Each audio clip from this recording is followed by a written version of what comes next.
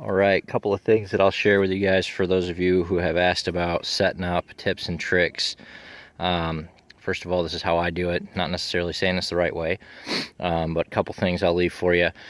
First and foremost, when I fold my tent in to put it away, I actually bring the sides into the middle from both sides and I roll it from front to back. That way when I roll it out, I'm actually putting the corners over the tailgate ends right there, and I'm actually moving it toward the truck. Now obviously it's got to be dry before you put it away like that. If not, you got to air it out. But anyway, just kind of helps to be able to deploy it into the truck.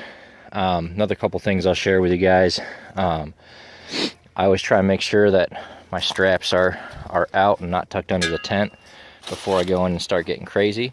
Also try and make sure you can get them at least loosely connected. And I'm talking about loosely because obviously when you put the tent up, you're going to be pulling pressure on them. But another thing I try and do, you can see my tonneau covers under there, it raises up a bit, but I try and have a mostly level line moving across my truck just to start with. And then I try to be mindful of different land points, right? Or certain points in the truck. So tough to see, but this window here in the middle is lined up with my center window in the truck. That just helps me make sure that I'm on straight side to side. Another piece, put your awning poles in before you stretch the tent up.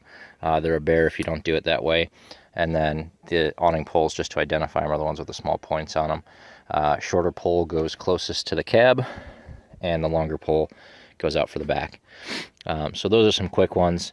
Another thing I do, I'll share with you guys real quick. Before I roll out my tent, this might be a little bit tough to see, but before I roll out the tent, I actually set up the 3 inside bows, so that way when I crawl underneath this thing, I can just pop the bows up pretty easily and I'm pretty much good to go. So this is, walk around the other side, you can see I do have that strap attached.